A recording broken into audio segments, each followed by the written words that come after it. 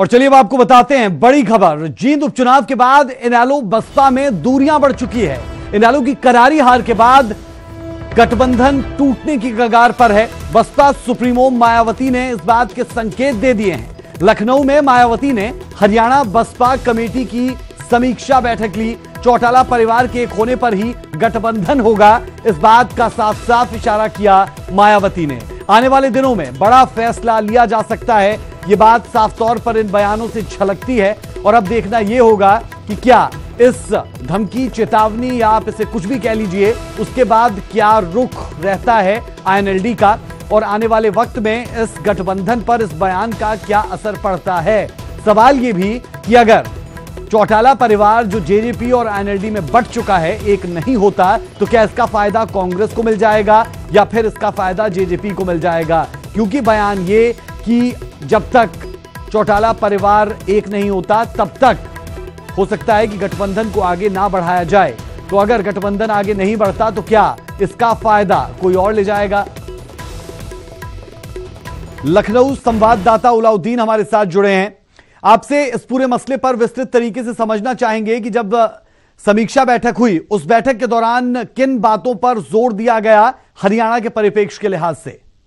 देखिए, इन दिनों मायावती लखनऊ में है। जब से लोकसभा चुनाव नजदीक आए हैं और समाजवादी पार्टी से जो गठबंधन हुआ है, उसके बाद से लगातार वो राज्यवार समीक्षा बैठक कर रही हैं।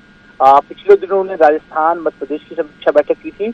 आज लखनऊ में हरियाणा की जो है समीक्षा बैठक हुई है। इस बैठक में लोकसभा चुनाव की तैयारियों पर भी उन्होंने अपने पदाधिकारियों को बहुत सारी बातें कही हैं। लेकिन जो सबसे खास बात है, जिस बात का जिक्र यहाँ हो रहा है और आप कर रहे हैं, अपनी जो प्रेस विज्ञप्ति बीएसपी कार्यालय की तरफ से जारी की गई है लखनऊ यूनिट की तरफ से, उसमें जो जिक्र किया गया वो जींद उपचुनाव का जिक्र किया गया है।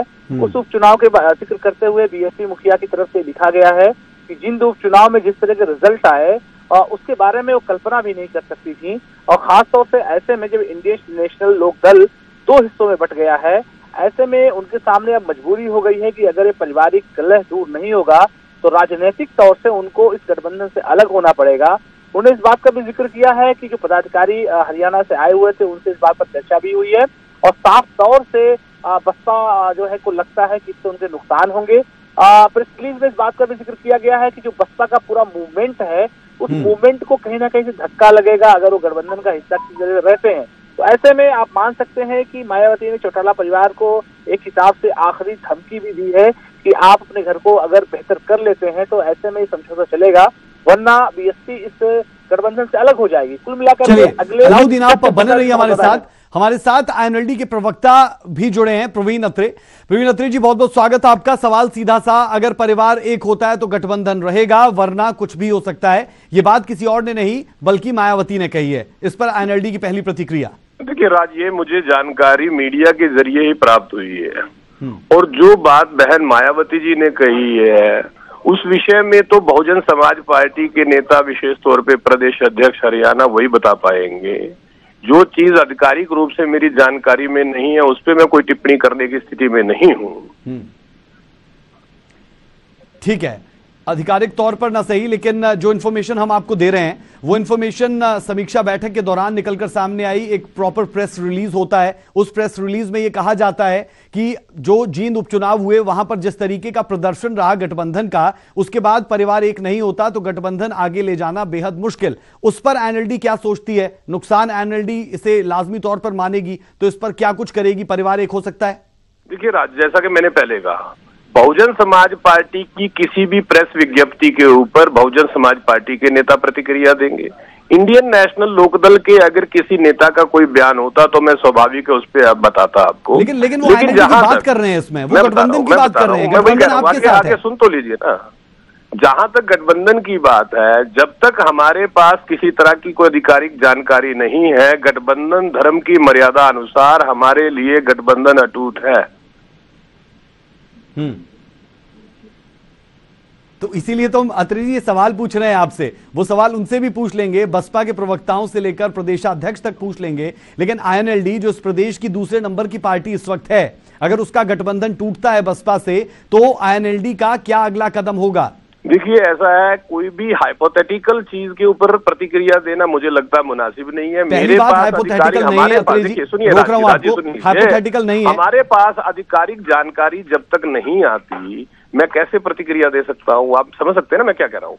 अगर बीएसपी के कोई प्रेस नोट की बात है तो बहुजन समाज पार्टी के नेता ही प्रतिक्रिया देंगे, आप उनसे बात कर सकते हैं। शुक्रिया जुड़ने के लिए। तो आधिकारिक इंतजार कीजिए, उसके बाद आपसे जरूर हम प्रतिक्रिया ले लेंगे। तो एनएलडी की तरफ से कहा जा रहा है कि उनके पास इस बाबत अब तक कोई जानकारी नहीं है। ऐसे बयान का, ऐसी प्रेस विज्ञप्ति का उन तक पहुंचना अभी बाकी है, लेकिन न्यूज 18 तक पहुंचा है तो हम आपको अपडेट दे रहे हैं। इसीलिए शायद हम सबसे पहले और सबसे आगे नजर आते हैं, क्योंकि पार्टियों तक पहुंचने से पहले बात न्यूज 18 की स्क्रीन पर होती है। और आप वो देख भी सकते हैं कि बाकायदा एक प्रेस रिलीज होती है, जो हमारे संवाददाता लगातार हमें जानकारी दे रहे हैं। अलाउद्दीन, एक बार फिर से आपके पास आ रहा हूं। जो समीक्षा बैठक हुई उसमें प्रेस विज्ञप्ति जो सामने आई उसकी जानकारी अब तक एनएलडी को भी नहीं है। पहली बात तो ये कि क्या ये मुमकिन कि उन तक ये जानकारी ना पहुंची, और दूसरा सवाल जो सबसे अहम कि क्या इसमें बाकायदा तौर पर ये कहा गया कि अगर परिवार एक होता है तो ये गठबंधन रहेगा, वरना देखना होगा।